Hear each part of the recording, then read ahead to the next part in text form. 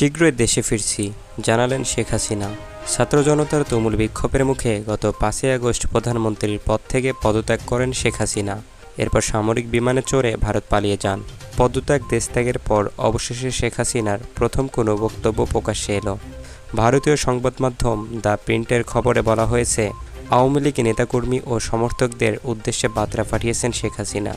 সেই বার্তায় তিনি বলেছেন, যুক্তরাষ্ট্রকে সেন্ট মার্টিন ও বঙ্গোপসাগর দিলে আমি এখনও ক্ষমতায় থাকতে পারতাম। হাসিনার পাঠানো বিবৃতিতে বলা হয়েছে, আমি পদত্যাগ করেছি কারণ লাশের মিছিল আমি দেখতে চাইনি। তারা শিক্ষার্থীদের লাশের উপর দিয়ে ক্ষমতায় আসতে চেয়েছিল, কিন্তু আমি তার অনুমতি দেইনি।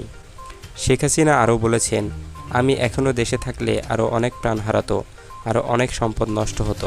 এছাড়া বার্তায় কর্মীদের উদ্দেশ্যে শেখ হাসিনা বলেছেন, ইনশাল্লাহ শীঘ্রই আমি দেশে ফিরছি। এই পরাজয় আমার, কিন্তু এই বিজয় জনগণের।